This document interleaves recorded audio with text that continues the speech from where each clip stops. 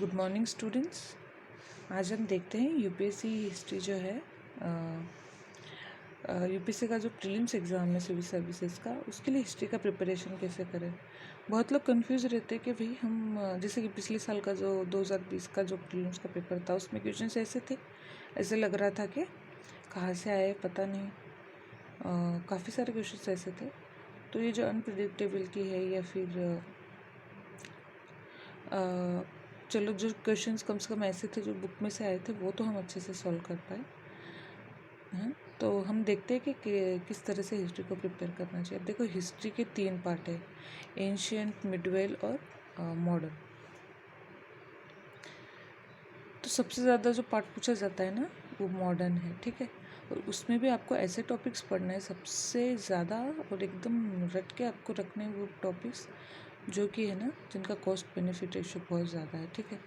जैसे कि ये EIC है, 1857 की क्रांति है। EIC मतलब ईस्ट इंडिया कंपनी, 1857 की क्रांति हुई थी, स्वदेशी आंदोलन हुआ था, home rule league, non cooperation, civil disobedience, quit India. ये बहुत ज़्यादा इंपॉर्टेंट घटनाक्रम है, इनको आप अच्छे से तैयार कीजिए। फिर इनके बीच के जो घटनाक्रम है उनको याद कीजिए। जैसे कि EIC के आने के बाद क्या हुआ है ना, EIC कैसे आई, फिर इन्होंने यहाँ पे कब पहली फैक्ट्री लगाई वगैरह, EIC के बारे में पूरी जानकारी। फिर इसके बाद में क्या हुआ, 1857 के इनके बीच में बहुत सारे एक्ट्स आए, बहुत सारे रिवोल्ट्स हुए, उनके बारे में आप जैसे कि EIC की एक लाइन आप जब शॉर्ट नोट्स बनाए या फिर आप रिवीजन करें तो एक लाइन EIC के बारे में लिख दिया, छोटे छोटे ऐसा ऐसा ऐसा ऐसा हुआ।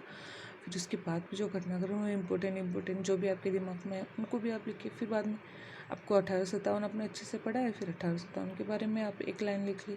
फिर बाद में उसके बाद में जो घटनाक्रम है वो इन दोनों के बीच में स्वदेशी आंदोलन के बाद जैसे कांग्रेस का विभाजन हो गया, ठीक है। फिर गांधी जी आए, गांधी जी आए, होम रूल लीग बना। होम रूल लीग से पहले तिलक जी को जो स्वदेशी आंदोलन के समय उनको जेल हो गई थी।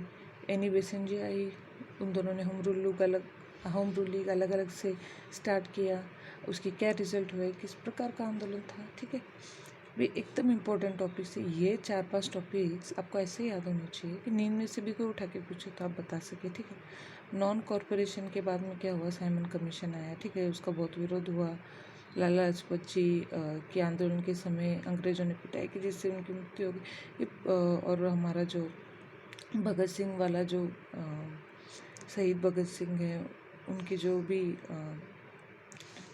उनकी मित्र मंडली थी, वो लोग साथ में काम करते थे। कौन कौन से उन्होंने जो है इम्पोर्टेंट उनसे रिलेटेड जो भी घटनाक्रम है वो सब याद करना, ठीक है। फिर बाद में क्विट इंडिया मूवमेंट हुआ, World War II, World War I के बारे में आप अच्छे से देख लीजिए पहले जो हुआ था, ठीक है। और इसके बाद में देखिए क्विट इंडिया के बाद में वेवल प्लान आया, कैबिनेट मिशन। ये जो 3-4 है ना, इनमें से बहुत क्वेश्चन आते हैं। वेवल प्लान से, कैबिनेट मिशन से, माउंट बेटन का प्लान जो आया था, लास्ट में डिवीज़न जो हुआ था, ठीक है ना। शिमला में जो मीटिंग हुई 3 लोगों की, ठीक है। ये सब बहुत ज़्यादा इम्पोर्टेंट है। इनकी जो बारीकी से कौन कौन से नेता थे, कहाँ हुआ, क्या क्या इनमें प्रोविज़न बहुत ज़्यादा, क्या क्या निकल के आया, ये बहुत ज़्यादा पूछा जाता है। तो अच्छे से उसको भी देखिए। अब देखिए, इनके अलावा जो बहुत इम्पोर्टेंट जिनमें से बहुत ज़्यादा क्वेश्चन आते हैं ना, वो ये सारे टॉपिक्स है। लास्ट टाइम में आप इनको इतना अच्छे से ये 4-5 टॉपिक्स और ये जो मैं बता रही हूँ अभी, इनको आप इतना अच्छे से देख के चाहिए ना, तो आपको बहुत ज़्यादा बेनिफिट होगा, ठीक है। क्योंकि टाइम से तो नहीं, हर चीज़ तो नहीं देख सकते। तो EIC एक्ट्स जो भी, council acts, Pitt's India acts, इनमें से बहुत सारे क्वेश्चन पूछे गए प्रीवियस ईयर में। लोकल रिवोल्ट जो भी हुआ है, ठीक है, किसान आंदोलन, ट्राइबल आंदोलन, कांग्रेस अधिवेशन कौन सी सिटी में हुआ, ठीक है, कौन से साल में हुआ, उस साल प्रेसिडेंट कौन था, उसमें क्या उन्होंने पास किया, ऑर्डिनेंस के मतलब जो भी वो रिजोल्यूशन जो पास करते थे कि चलो ये साल का हमारा ये एजेंडा है वगैरह, वो सब देखना। हर साल होता था कांग्रेस का अधिवेशन, बहुत सारे इंपॉर्टेंट अधिवेशन भी है। उनको तो आप अच्छे से याद रखिए, लेकिन कौन सा किस मतलब अब इतने सालों का तो आप याद नहीं रख सकते ना, लेकिन फिर भी इम्पोर्टेंट तो अच्छे से याद रखिए।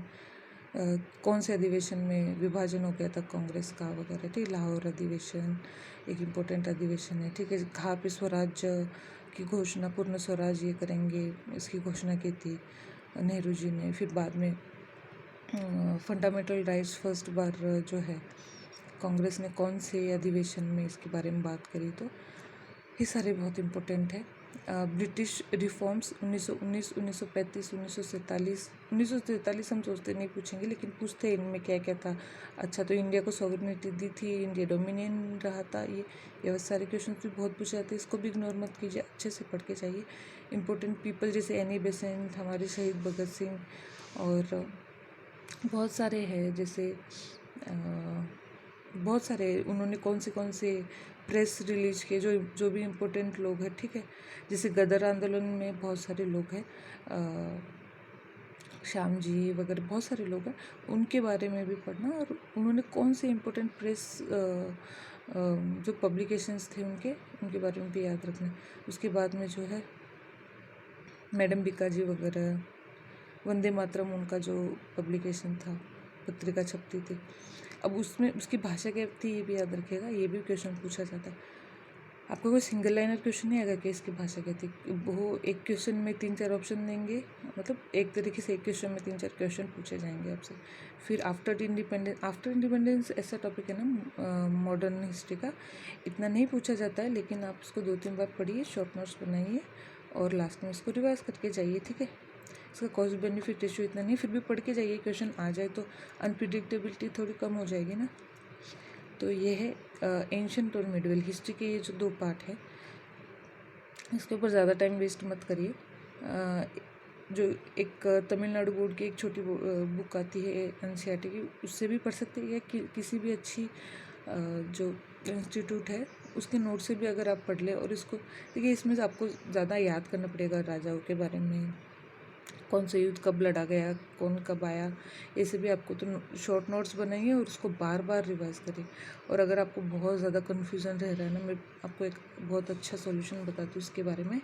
तो आप हर दिन ना इसके ना 10 MCQ कीजिए, ठीक है। आफ्टर इंडिपेंडेंस की नहीं, मैंने यहाँ पे आफ्टर इंडिपेंडेंस भी लिखा है, तो आपको लगेगा इसके भी नहीं। आप ये एंशियंट और मिडवेल जो है ना, इसके 10 MCQ हर रोज़ करिए, अलग अलग प्लेटफॉर्म से करिए, ताकि आपको फ्री के जो MCQ इनसाइट्स वगैरह बहुत सारी वेबसाइट्स पे मिल जाएंगे। आपको PDF डाउनलोड कर लीजिए, हर दिन 10 MCQ कीजिए, जो आपको नहीं आया उसका 1 लाइनर शॉर्ट नोट्स बना लीजिए, तो आपके पास में बहुत सारी इन्फॉर्मेशन इकट्ठी हो जाएगी। और MCQ सॉल्व किया था, इस वजह से आपको याद भी रहेगा, ठीक है। उसको रिवाइज कर लीजिए, 1 लाइनर नोट्स बनाया, ठीक है।